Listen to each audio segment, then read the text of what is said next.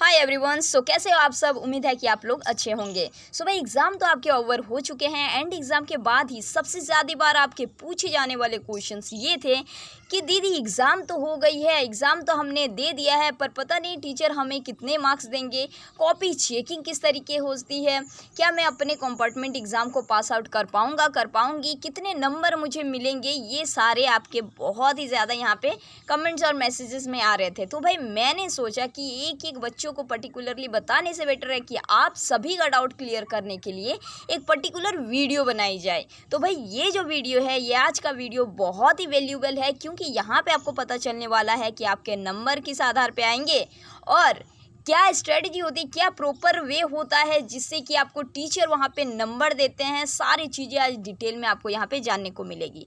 सो इस वीडियो में आगे तक हर एक पॉइंट को ध्यान से सुनना, जिससे कि आपको पता चल जाएंगे कि आपके नंबर कितने आने वाले हैं। सो जो भी चैनल पे नए आए हो जल्दी जल्दी चैनल को सब्सक्राइब करके शेयर ज़रूर कर देना, ताकि ज़्यादा से ज़्यादा बच्चों को यहाँ पे बेनिफिट मिल सके, क्योंकि यहाँ पे आपको भाई मिलता है सीबीएसई के सारे लेटेस्ट अपडेट भी एंड प्लस हम लोग यहाँ पे बोर्ड की सीरीज़ को स्टार्ट करने वाले हैं, जो कि 2025 के प्रिपरेशन के अगर बच्चे कर रहे हैं तो आपके लिए इक्वली बहुत ही इंपॉर्टेंट होने वाला है। बहुत सारे न्यू कंटेंट यहाँ पे आने वाले हैं जो आपके बोर्ड एग्जाम के लिए बहुत ज़्यादा आपको हेल्प करेगी आपके स्कोर को बढ़ाने के लिए। तो चलो स्टार्ट करते हैं आज की ये बहुत इंपॉर्टेंट सा वीडियो। एक एक पॉइंट्स हम लोग यहाँ पे जानेंगे कि किस तरीके से आपको कॉपी चेकिंग होगी एंड टीचर को क्या करना रहता है, आपको कितने मार्क्स मिलेंगे एग्जाम में, ये सारे डिटेल्ड। ओके, तो सबसे पहले पॉइंट को समझते हैं। सबसे पहला देखो क्या है कि check with proper marking scheme. देखो ऐसा कभी नहीं होता है कि कोई टीचर को अगर आपके आंसर पसंद आए तो वो अपने हिसाब से आपको नंबर दे, बिल्कुल भी नहीं, या फिर अपने हिसाब से आपके नंबर को काटे, ये भी ऐसा नहीं होता है। हर एक टीचर को एक कॉपी दी जाती है, कॉपी के वाइज जितने कॉपी जिस टीचर को मिला है वो बस उतने ही चेक करेंगे, और सारे टीचर को एक प्रॉपर मार्किंग स्कीम दी जाती है कि बच्चे ने अगर पॉइंट में अगर ये चीज़ें अगर बताई है तो आप इसे यहाँ पे 1 मार्क्स दोगे, यहाँ पे हाफ मार्क्स दोगे। ईच एंड एवरी स्कीम यहाँ पे बताई जाती है। ओके, सो टीचर के हाथ में सारी चीज़ें नहीं होती है। आपकी मार्किंग स्कीम को देने के लिए उन्हें भी एक प्रॉपर मार्किंग स्कीम मिलता है, जिसके आधार पर ही वो आपको मार्क्स देते हैं। सेकंड पॉइंट क्या है कि marking given by the marking scheme. Yes, that is also यही चीज़ है कि चेक प्लस मार्क, ये दोनों चीज़ें ही इसी स्कीम के आधार पर होती है। ऐसे ही आपको टीचर भी दिए जाते हैं, वहाँ पे टीचर को भी वहाँ पे प्रोवाइड किए जाते हैं, उसी के अकॉर्डिंग ही वहाँ पे चेकिंग भी होती है और लास्ट में मार्क भी उसी के हिसाब से दी जाती है। तीसरी वाली जो पॉइंट है कि आपके इस पर्टिकुलर बोर्ड एग्ज़ाम में कोई भी नेगेटिव मार्किंग नहीं है। सो आपको तो एकदम बिंदास इसमें लिख देना था कि जो कि मैंने आपको पहले भी बहुत बार बता के रखी है। सो यहाँ पे कोई भी नेगेटिव मार्किंग नहीं होती है। एमसीक्यू आपके फुल नंबर यहाँ पे दिए जाते हैं, जो भी करेक्ट है, बट जो भी गलत है उससे कोई भी मार्क्स आपका डिड्यूस नहीं होता है। ऑलराइट, सो ये भी आपके लिए एक बहुत ही बेनिफिट सा पॉइंट है। फोर्थ पॉइंट यहाँ पे क्या है कि जितना भी आप सही लिखे हो आपको नंबर मिलेंगे ही मिलेंगे। क्लियर है। मान लो कि आपने अगर मैथ्स के अगर क्वेश्चन अगर करे हैं बट आपके आंसर यहाँ पे नहीं आए हैं, बट आपके स्टेप सारे बहुत ही सही आपने करे हैं, तो आपको यहाँ पे स्टेप मार्किंग मिलती है। भाई क्यों मिलती है स्टेप मार्किंग? क्योंकि मार्किंग स्कीम में ही ये चीज़ बताया गया है कि आपको स्टेप मार्किंग में इस मार्किंग मिलेगी ही मिलेगी, अगर आपके स्टेप अगर प्रॉपर वे में अगर आपने फॉलो करके रखे हैं। अदरवाइज आपके आंसर अगर नहीं अगर आए हैं तो आंसर के नंबर आपके कट सकते हैं, बट स्टेप की मार्किंग आपको मिलेंगे ही मिलेंगे। तो ये सारी चीज़ें आपको ध्यान में रखनी है। देखो फिफ्थ पॉइंट हमारे यहाँ पे क्या है कि marks depend on your copy presentation. ये सबसे बड़ा पॉइंट है, सबसे इम्पॉर्टेंट पॉइंट है कि टीचर आपको कितने नंबर देंगे या फिर मार्किंग स्कीम के आधार पर आपको कितने नंबर मिलेंगे, ये तो उसी चीज़ पे ना डिपेंड करता है कि आपकी कॉपी प्रेजेंटेशन कैसी है। अगर आपने अपनी कॉपी को प्रॉपर वे से प्रेजेंट किया है, कॉपी प्रेजेंटेशन मतलब कि ईच एंड एवरी आंसर आपने जो लिखे उसकी नंबरिंग आपने सही से करी है, आपने क्वेश्चन और आंसर जो आपने जो लिखी इस पर आपने ज़्यादा काटा पीटी नहीं करे हैं।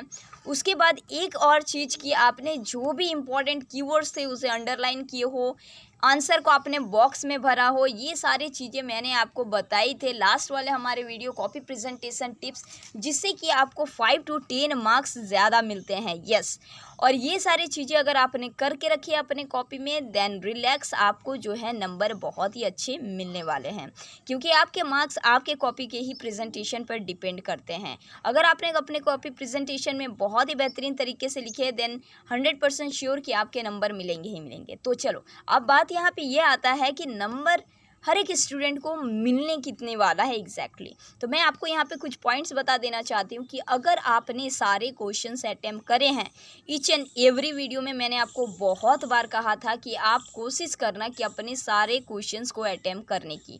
तो अगर आपने सारे क्वेश्चंस को अपने अटेम्प्ट किया है, देन आप 100% श्योर हो जाओ।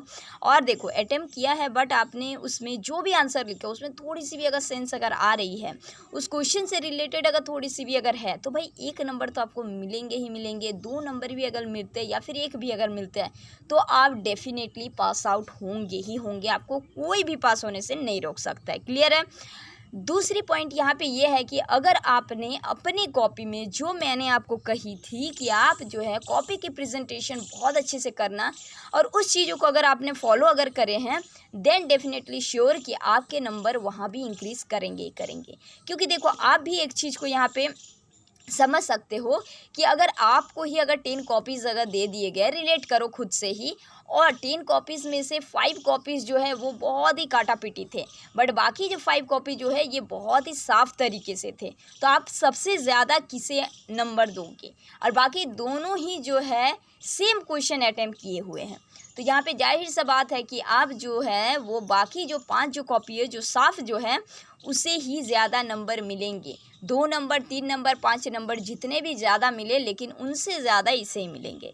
तो ऐसी होती है, अगर आपने खुद की कॉपी को अगर उस तरीके से रिप्रेजेंट किया है, देन डेफिनेटली कि आपके नंबर इंक्रीज़ करेंगे ही करेंगे। सो आई होप सो कि ये सारे 5 पॉइंट्स आपको हेल्प करेंगी आपके डाउट को क्लियर करने के लिए।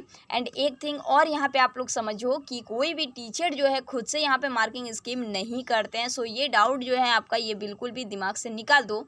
और यहाँ पे कॉपी चेकिंग बहुत हार्ड भी नहीं होता है, जो बहुत सारे बच्चे ये भी पूछ रहे थे कि दी क्या कंपार्टमेंट की कॉपी हार्ड चेकिंग होती है? बिल्कुल, क्यों हार्ड चेकिंग होगी? जैसे मॉडरेट वाली चेकिंग होती है वैसी ही होगी, बशर्ते अगर आपने अच्छे तरीके से अगर लिखे हो तो आप एकदम रिलैक्स हो, आपकी कॉपी बहुत अच्छे से चेक होगी एंड डेफिनेटली आप पास भी हो जाओगे। सो आई होप सो कि ये सारे पॉइंट आपके डाउट को क्लियर कर लिए होंगे।